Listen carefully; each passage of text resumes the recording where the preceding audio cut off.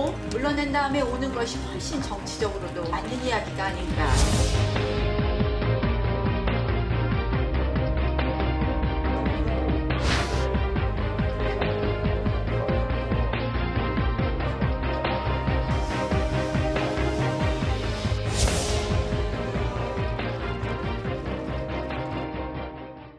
네, 내년 21대 총선을 앞둔 여야 정치권의 발걸음이 빨라지고 있습니다. 여당인 민주당은 공천 룰을 사실상 확정했고 한국당도 총선 인재 영입과 조직 정비에 나섰습니다. 특히 여권에선 조국 민정수석을 총선에 출마시켜야 한다는 이른바 조국 차출론이 급부상하고 있는데요.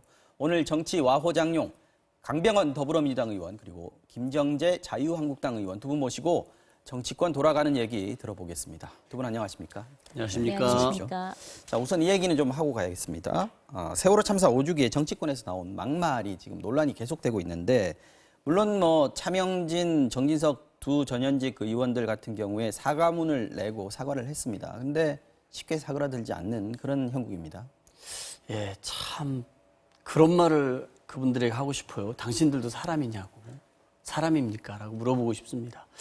오히려 좀 세월호 참사 5주기를 맞이해서 모든 국민들이 그 5년 전에 그 아침에 눈물을 흘렸던 걸 잊지 못하고 있습니다.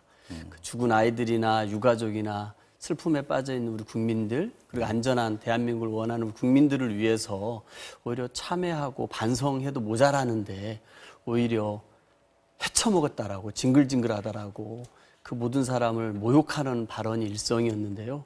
정말 너무너무 안타깝고요. 당신들도 사람이냐라고 좀 되돌려주고 싶습니다. 저는 우리 대한민국 사회가 세월호 이전과 이후로 크게 바뀌어서 가야 하고 가야 한다고 생각을 합니다. 네. 그런 의미에서 안전한 사회 그리고 우리 국민 모두가 안심할 수 있는 대한민국을 만들어야 되는 과제가 정치권에 있는데요. 우리 정치권이 앞장서서 이런 세월호 참사에 대해서 참회하고 반성하고 이 아이들의 죽음이 헛되지 않게끔 할 일들을 무엇이라도 하나 찾아서 만들어야 되는 게 우리 정치권의 과제가 아닌가 싶은데 이런 막말들에 대해서 너무너무 가슴 아프게 생각하고 정진석 의원 같은 경우에는 다른 사람이 보낸 메시지를 뭐라 그래요? 게시를 했다 이런 얘기고 이건 정치권의 한 얘기다 이렇게 얘기를 하고요. 조금 억울한 측면이 있다라고 얘기를 하는 것 같습니다. 사과는 했습니다만은요. 네, 뭐 그럼에도 불구하고 그야말로 정말 부적절한 발언이었고요. 세월호로 인해서 마음을 다치신 유가족과 국민 여러분께 정말 진심으로 다시 한번 사죄를 드립니다. 네, 황교안 대표도 네, 사과를 네. 했습니다. 네, 당 윤리위 소집하는 거죠? 네, 당이 윤리위는 19일 날 소집해서 네, 노래입니다. 국민 정서에 맞게 저는 그 결정이 내려질 거라고 보고요. 네. 방금 말씀하셨다시피 세월호 참사는 저희가 대하는 자세가 정말 가족과 함께 아파하고 슬퍼하는 같이 상처에 대해서 같이 아파하는 그런 마음을 가져야 되고요. 그다음에 이건 하루아침에 쉽게 사그라드는 게 아니라고 봅니다. 네. 아직 진상 규명도 제대로 해야 되고요. 네. 또 그 앞으로 뭐 트라우마나 여러 가지 상처들이 있을 텐데 우리가 같이 보듬어 가면서 저희가 국민 모두가 공감해줄 수 있는 공감하는 그런 자세를 좀 취했으면 합니다. 그리고 또 더불어서 저희가 또 안전한 국회의원으로서는 안전한 대한민국을 만들기 위해서 저희가 또 해야 될 일은 해야겠고요. 네. 당 윤리위원회가 이제 새 윤리위원장이 이제 임명이 됐고 네. 그래서 이제 가동이 되고 있을 텐데 네. 지난번에 5.18 망언 3인방이라 그래야 되나요? 그분들에 대한 징계 절차도 지금 진행이 되고 네. 있는 겁니까? 네, 그래서 19일 날 네. 5.18 그때 발언 잘못하신 분과 오늘 이번에 세월호 함께 징계를 하는 걸로 알고 있고요. 아까 말씀 주신 정진석 전 대표께서는 그런 말씀이 있다면 아마 징계위에서 충분히 또 소명을 하실 거라고 봅니다. 예.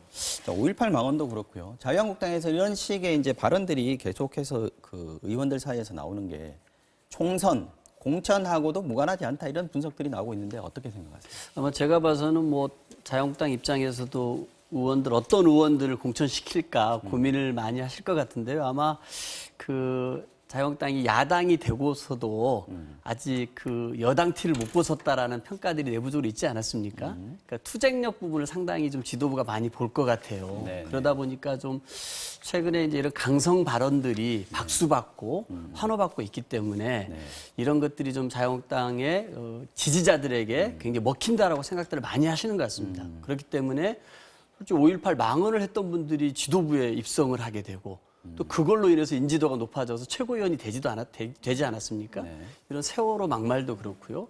또 이렇게 뭐 반민특위가 국론을 분열시켰다는 얘기라든지 그리고 이제 이렇게 친일을 옹호하는 문제들이 이 자유한국당 지지자들을 결집하기 위한 그런 정략적인 의도들도 있는 것 같아요. 근데 저는 이게 단기간으로는 효과가 있을지 모르지만 길게 봐서는 자유한국당이 미래가 없는 정당으로 국민들에게 저는 낙인 찍힐 수 있다고 봅니다. 저는 그런 의미에서 이제 자유한국당 내에서 세월호 막말이나 5.18 망언자들에 대해서 징계를 하겠다고 하니까 네. 지켜는 봐야겠습니다만 저는 그런 부분들에서 명확히 징계를 좀 해 주셔야 되고 그래서 이런 헌법의 가치라든지 우리 국민들의 상식을 벗어나는 발언들이 국회의원 입에서 나오는 것은 철저하게 징계할 필요가 있다고 생각합니다.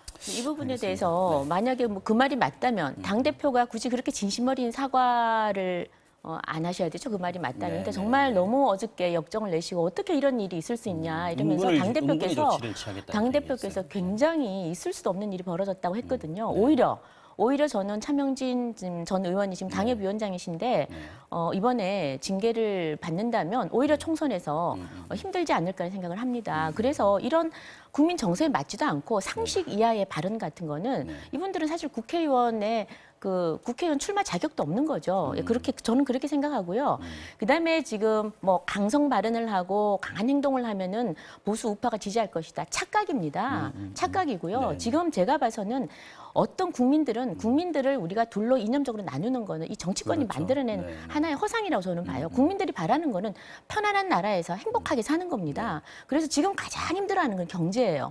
그래서 경제가 힘드니까 좀 야당 아닙니까? 야당이 민주당이 됐든 한국당이 됐든 어느 네. 당이 됐든 간에 정부에 대해서 잘못한 게 있으면 좀 제대로 짚어주고 제대로 비판해주고 견제해주고 바깥하라는 거거든요. 지금 그거를 좀 제대로 하라는 측면에서 좀 강한 야당이 되라. 알겠습니다. 그게 한국당뿐만 아니라 어디에든지 강한 야당이 되라는 주문이고 그것과 지금 이번에 이런 부적절한 발언하고는 완전히 저는 분리돼야 되고요. 다른 차원의 이야기죠. 이번에 제대로 한번 징계를 하는 모습을 보여주겠다 이런 네. 의지가 좀 예. 느껴지는 것 같습니다. 한번 지켜보도록 하고요. 자, 본격적으로 정치권 움직임 한번 보겠습니다. 지금 조국 차출론 이게 지금 뜨겁습니다. 뭐 내년 총선에 부산 지역에서 출마를 해야 된다 이 요구가 당 안팎에서 지금 나오고 있는데요. 이게 지금 뭐 그냥 조금씩 흘러나오는 게 아니라 지금은 거의 뭐 대세론이 돼버린 그런 느낌인데요. 어떻습니까? 일단은 뭐 조국 수석 입장에서 저는 생각을 해보면은 네. 본인이 나서서 이런 문제를 언급하는 거는 부적절하고 또 그렇게 하실 분도 아니라고 생각을 합니다. 네. 왜냐하면 본인은 지금 대통령의 비서입니다. 네. 그리고 민정수석으로서 권력기관 개혁이라는 큰 과제를 맡고 있는데 이 부분이 잘 되고 있지는 않습니다. 여권에서 이게 왜 나오는 얘기입니까? 근데 저희 이제 당이 네. 이제 최근에 이제 여러 가지 불리한 상황이 있고 네. 특히 이제 부산 지역에 있는 분들 같은 경우는 뭔가 좀 여론이 좀 안 좋다 보니까 보궐선거 때 좀 확인이 됐어요. PK 민심이. 그렇습니다. 이제 그런 의미에서 위기감 속에서 뭔가 좀 스타 의원들이 와서 부산 지역의 총선 분위기를 이끌어주면 좋지 않겠냐는 그런 바람 속에서 나오는 것 같은데요. 네. 조국 수석 입장에서는 저는 이거는 대통령의 참모로서 대통령을 모시고 네. 본인에게 주어진 권력기관 개혁이라는 과제에 집중하는 것이 맞다라고 생각합니다. 또 한편으로서는 네. 그 조국 수석 같은 경우는 이 정치와 정책은 결과 책임을 져야 된다라고 SNS에서 밝힌 바가 있는데요. 그만큼 이 문재인 정부의 성공을 위해서 또 헌신을 해야 되는 게 청와대 참모 아니겠습니까? 또 민정수석이라는 중책을 맡고 있는데요. 그런 의미에서 문재인 정부의 성공을 위해서 본인의 역할이 있다라 그러면은 저는 그 역할이 무엇이든지 마다하지 않고 해야 되는 것 아닌가 이렇게 생각합니다. 자, 차출론이라 그러면은 이제 영입 당 차원에서 보면 이제 영입에 해당되는 거예요. 네. 근데 야당에서 특히 이제 한국당에서는 경지를 요구하고 있지 않습니까? 계속 경지를 요구하고 퇴출을 요구하고 있는데 네. 차출을 하고요. 또 계속 무능하다고 얘기했는데 이 사람이 인재라고 지금 인재라고 하면서 인재 영입을 해요. 굉장히 아이러니입니다. 네. 근데 왜 이런가 생각을 했더니 저는 지금 그 청와대와 민주당이 조국 환상에 빠져 있지 않나 싶어요. 환상. 조국이면 뭐가 다 된다. 이런 환상에 빠져 있지 않나. 그리고 그런가요? 지금 네. 사실 굉장히 지금 민주당이 또 청와대가 코너에 몰리고 있거든요. 왜냐하면 조국 수석께서 본인의 기본 책무를 전혀 지금 제대로 수행을 하고 있지 못합니다. 가장 뭐 기본적인 게 인사검증 인사검증 얘기하시는 거죠? 완전히 실패했죠. 그다음 청와대 기강 완전히 해이해졌습니다. 그래서 뭐 김의겸 전 대변인이나 경호처장 다들 지금 물러났죠.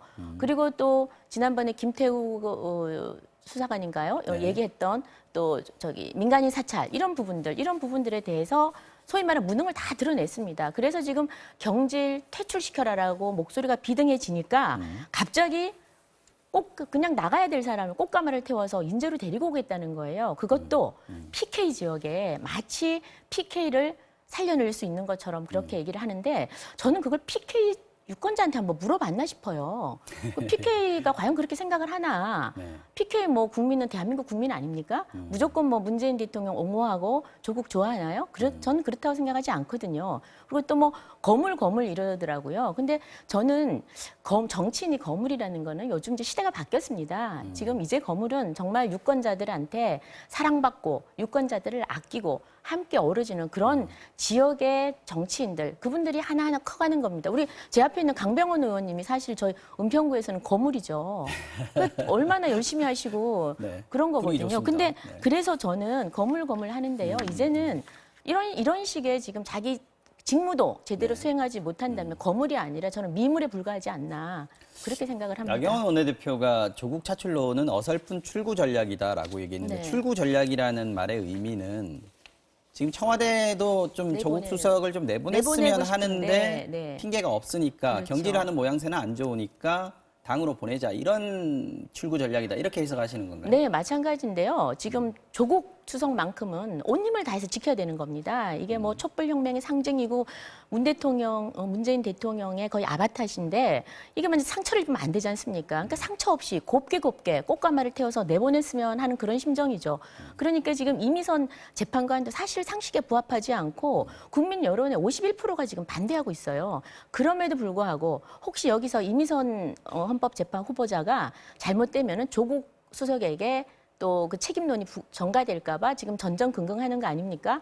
그래서 이 지금 보강을 치는 거다. 네 이렇게 그러는 보시는 건데 아무튼 저는 이렇게 잘못된 거 저희가 사실 이 상처도요, 이 고름도 오래되면은 네. 빨리 짜내야 다시 새살이 돋는 법이거든요. 그래서 저는 조국 수석에 대해서는 과감하게 이번에 청와대에서 정리하는 게 맞지 않을까 싶습니다. 그리고 출마는 알아서 나중에 하시면 되는 거고요. 청와대 여당에서도 지금 조국 수석이 그대로 있는 것이 부담스러운 상황 맞습니까? 근데 어떻습니까? 좀 생각이 좀 다르죠. 저희 같은 경우는. 네. 저희 이제 인사 검증의 문제를 얘기하고 그러셨습니다만 저희는 이제 경질이 능사는 아니라고 생각합니다. 네.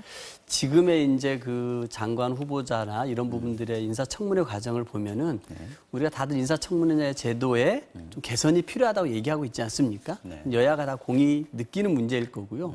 또 지금의 이제 국회 구도라는 게 정쟁이 너무 격화되어 있는 구도입니다. 그렇기 때문에 어느 분이 나오더라도 저는 흠결이 없을 수는 없을 것 같습니다. 또 그렇게 완전 무결한 분이 있다 그러면 좋겠습니다만 우리나라 사회가 좀 그렇지는 않지 않습니까? 저도 마찬가지일 거고 뭐 의원님도 마찬가지일 거고 아마 앵커께서도 마찬가지가 아닐까 싶은데요. 네, 흠이 많습니다.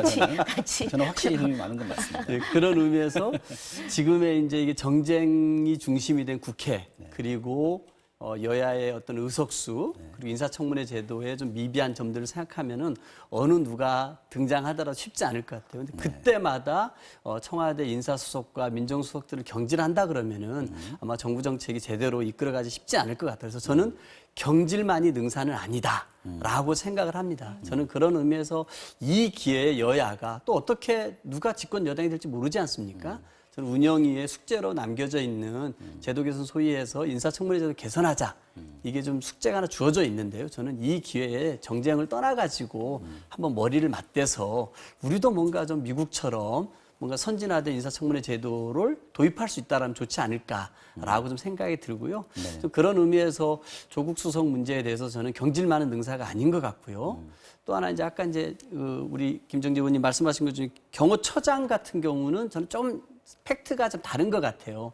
일단 모 언론에서는 경호처장이 그 직원을 본인의 사적인 뭔가 업무를 하는데 했다고 했지만 네. 그 뒤에 조선일보 바로 그러죠?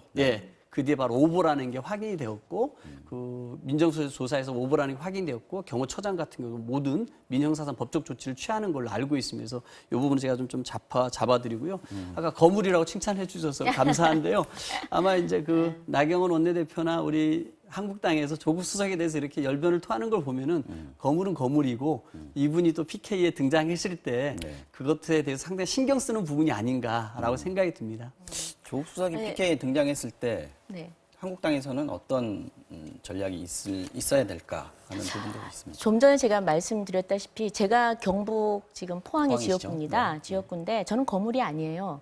정말 거물이시죠, 지역에 뭐. 저는 거물이 국회의원이신데. 아니고 네. 정말 지역에서 네. 지역 주민들과 함께 듣고 소통하면서 열심히 주민들을 대변하고자 하는 사람에 불과합니다. 네. 그러나 저는 그런 태도가 필요하다고 봐요. 지금 과거같이 무슨 어떤 거물을 어떤 지역, 자기 지역 아닌 데도 꽂아 넣는다든지 이제 이런 시대는 지났다고 보고요.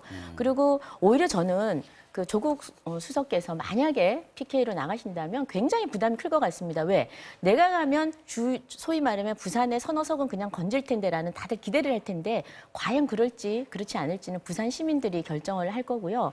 그다음에 저도 또 아까 경호처장을 말씀을 하셔서 한 말씀 덧붙이자면 그 가사 도우미로 썼다는 거거든요. 경호처장이. 그런데 처음에는 가사 도우미 했다고 얘기를 했다가 이게 좀 언론에 불거지고 자기 생각보다 문제가 커지니까 조금 수그러들었습니다. 그래서 저희가 그렇게 소위 지위가 낮고 힘 없는 소위 서민이죠. 그런 분들이 과연 권력 앞에서 제대로 발언을 할 수 있는가 그거 한번 저희가 한번 생각은 해봐야 아직 될 것 완전히 같습니다. 클리어되지 않았다 이런 클리어되지 말씀이신 거죠? 분명해지지 않았다는 거죠. 알겠습니다. 자, 총선 체제로 지금 전환하고 있는데 민주당에서 공천 기준 네. 마련했습니까? 어떤 예. 식입니까? 이게 아직 확정되지는 않았고요. 일단은 현역 의원들은 무조건 경선을 원칙으로 했습니다. 그리고 정치 신인에게는 10%의 가산점을 주고요. 네.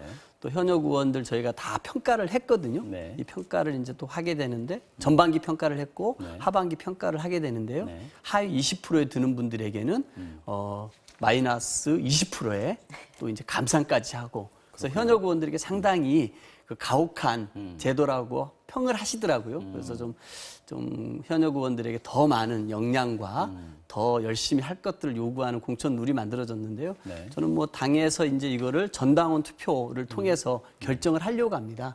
그래서 저도 현역 의원의 한 사람으로서 그 룰을 투표를 통해서 결정을 해야 되는군요. 그렇습니다. 전당원 투표를 하려고 합니다. 그런 이 기회에 저희 당의 좀 현대화 시스템, 플랫폼도 좀 만들려고 하고 있는데요. 그렇게 저는 뭐 이 안이 저는 잘 만들어졌다고 생각합니다. 현역 의원들이 좀 더 엄격한 잣대를 좀 들이대야 되고요. 또 그런 방안도 논의되고 있다 그래요.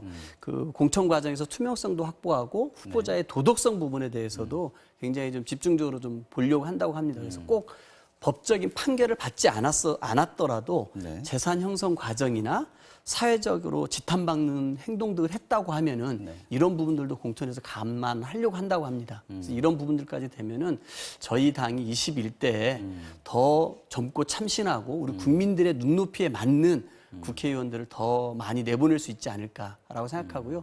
저는 저희 당의 공천 기준 철저하게 국민의 눈높이, 국민의 상식 그리고 시대 정신에 부합하는 국회의원 후보들이 나와야 되지 않을까 생각을 합니다. 물갈이 폭이 좀 커지겠는데 현역 의원들은 상당히 부담스럽겠습니다.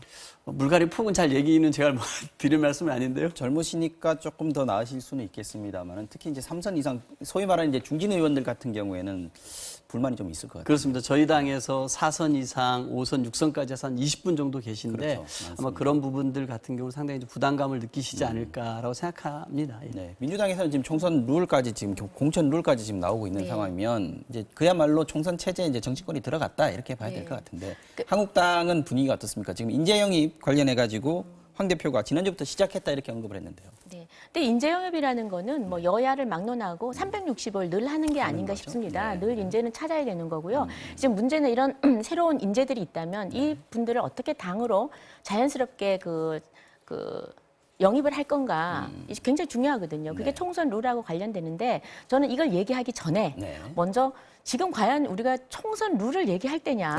저는 정말 지금 사실 국민들은요 총선 룰 관심 없습니다. 지금 경제 너무 어려워요. 일자리도 어렵고 소상공인들 죽겠다고 그래요. 그다음에 가장 중요한 거 외교 어떻습니까? 지금 사실 전통적인 우방이라는 미국하고 일본 다 돌아섰어요. 지금 북한은 다시 중러. 네. 이제 중국, 러시아 이제 방문도 하고 서로 소통도 북한이 하고 지금 이런 데는데 굉장히 적극적입니다. 네, 굉장히 적극적이죠. 이제 거기밖에 활로가 없는 거죠, 결국은. 미국하고는 이건 안 된다는 게 이제 안 거죠. 네. 그런데다가 지금 미국한테는 소위 말하는 조롱거리 되고 북한한테는 지금 뭐 다 근심거리, 조롱거리, 외톨이가 되고 있어요. 중재자 역할도 이제 물 건너가는 겁니다. 이런 상황에서 갑자기 총선 룰을 얘기하니까 네. 좀 황당한 거죠. 왜냐하면 제가 총선 룰 말씀드려서 저는 어저께 네. 그 총선 룰을 발표를 민주당에서 하는 그 거 얘기가 보고 나오는 것이. 솔직히 저도 관심은 가졌어요. 그러나 지금 이게 지금 총선 룰을 말하면 의원들은요. 네. 의원들은 이 다른 일을 하다가도 뭐 논반 매다가도 총선 룰 나오면 이제 총선으로 이제 그쪽으로 경쟁으로 돌입하는 겁니다. 이렇게 되면 어떻게 되겠습니까? 그냥 줄서기예요. 줄서기로 들어가는 겁니다. 그 룰에 맞춰서도 기준에 맞춰서도 행동할 것이고 줄서기를 하는데 그럼 어떻게 됩니까? 소위 말하면 국민을 대변해야 될 국회의원이 네. 이제 눈귀 다 닫는 겁니다. 총선 체제로 줄서기를 하는 거고요. 또 청와대 입맛에 맞춰서 얘기해야 되는 거고 특히나 지금 또 이 당원들이 소위 말하면 문 대통령을 지지하는 당원들이 많은데 여기에 맞춰서 맞춤형 행동을 해야 되고 이래서 저는 국회의원으로서 해야 될 소위 말하면 기본 책무를 소홀히 하지 않을까 굉장히 걱정이 됩니다. 그래서 역대 정부에서 되도록이면은 그 제대로 일을 끝까지 하기 위해서 이 총선 체제로 돌입하는 걸 최대한 막으려고 역대 정부가 늘 노력을 했었거든요. 그런데 이거는 뭐 나서서 자발적으로 그냥 1년 전인데 벌써 이렇게 총선 룰을 얘기하니까 과연 지금 이럴 땐가 민주당이. 그래서 저는 민주당이 오히려 이 힘을 가지고 네. 저희가 죽을 힘을 가지고 살라 그러잖아요. 이 힘을 가지고 빨리 좀 경제 살리는데 저희가 같이 힘을 좀 합쳤으면 좋겠습니다. 네. 제가 조금 한 말씀 네. 좀 드려야 될 것 같아요. 저희 같은 경우에는 아마 20대 총선 직전에 우리 그 새누리당 모습을 한번 생각을 해보시면은 김무성 대표가 옥새를 가지고 나르샤 해가지고 완전 네. 공천 파동이 일어났지 않습니까? 아마 그것은 아마 우리 정당에서 이 당대표가 갖고 있는 총선에서의 전횡을 휘두를 수 있는 힘 때문이었을 겁니다. 네. 저는 그런 부분들에 대해서 저희는 반면교사로 삼았고요. 총선 룰에 대해서는 1년 전에 확정을 해서 어느 누구도 이런 시스템 공천을 바꿀 수 없게끔 하자라는 저희 당의 오랜 약속이 있었습니다. 그래서 그런 약속을 실현하는 차원에서 총선 공천제도 기획단이 만들어졌고 거기서 여러 가지 논의를 하고 있고 그 회의가 있을 때마다 우리 국민들께 소상히 브리핑을 하고 있는 당에서 상황입니다. 공천권을 가진 사람에게 줄 서지 않게 하기 위해서 그렇습니다. 만든다는 말씀이신 것 그런 같아요. 줄서기가 네. 없고 뭐 청와대 입맛에 맞게 막 전략 공천을 꽂고 맞춤형으로 행동하지 않게끔 하기 위해서 1년 전에 저희가 시스템 공천을 하기 위한 것이라는 걸 좀 말씀드리고 싶고요. 저는 보니까 좀 한국당이 최근에 보니까 조직부총장에 41세의 젊은 분을 파격적으로 영입 앉히셨더라고요. 네. 그리고 여의도 연구소의 부원장에도 29세에 네, 아주 20대. 파격적인 인사들을 네. 했었는데 저는 이런 것도 어찌 보면 한국당이 총선 채비를 저는 하는 거라고 봅니다. 여기에서 뭔가 한국당이 어떻게 총선을 맞이하려고 하는지 드러나는 거라고 생각하는데요. 네. 예, 우리가 총선 준비를 두 당에서 하시는 건 좋은데 네, 저는 한마디만 네. 더 하자면 네. 사실 그 옥새파동, 김무성 옥새파동은요. 제가 우리가 지난 총선 한 게 4월입니다. 그런데 그게 아마 3월, 2월쯤 일어났을 겁니다. 네. 일어났는데 정말 잘못된 거였죠. 저희 그 당시 새누리당의 지지율이 곤두박질을 쳤습니다. 그 일 때문에. 그러니까 국민들은 정확하게 판단을 하는 겁니다. 그래서 저는 굉장히 국민 눈높이, 시대 정신을 중요시 여기는데요. 이번에 민주당에서 룰이 나온 거 이게 거의 지난번에 김무성 대표가 했던 거랑 거의 유사합니다. 김무성 대표는 그때 모든 지역구에 다 경선을 하겠다는 겁니다. 네. 자, 그랬을 경우에 아까 그랬죠. 물갈이 저는 그때 도전하는 입장이었어요. 자, 모두 다 경선을 하겠다면 완전히 당원을 좌지우지할 수 있는 게 당협위원장, 현역 국회의원이거나 당협위원장입니다. 저희들 같이 아무것도 없고 챌린저한테는 너무나 힘듭니다. 그래서 인재 영입을 할 그 공간이 굉장히 좁아지는 거죠. 그래서 저는 정말 책임 공천, 국민들은 새롭게 끊임없이 정치권이 역동적으로 변화되기를 바랍니다. 그래서 그렇게 하려고 그러면은 지금 민주당 안도 좋지만 이게 마치 새로운 혁신 공천인 것처럼 말씀을 하시는데 이게 바로 지난번 새누리당 공천이 거의 이렇게 유사했었습니다. 그래서 저는 제가 당대표는 아니라 저희가 민주당에서 초선으로 누가 실행하느냐에 따라서 다른 거 아니겠냐 그렇죠. 이렇게 얘기하실 것 같은데. 물론 중요합니다. 누가 실행하냐에 따라 다르고 저도 이번에 직접 저도 이제 경쟁을 해서 들어온 입장이지만 여하튼 저는 시대 정신을 맞추려고 그러면은 룰도 중요하지만 항상 예외 없는 규칙은 없지 않습니까? 알겠습니다. 그래서 예외를 둬서 신인들이나 새로운 생각을 가진 사람들이 정치권에 많이 들어올 수 있도록 좀 유연성 있게 했으면 좋겠다는 말씀드립니다. 자,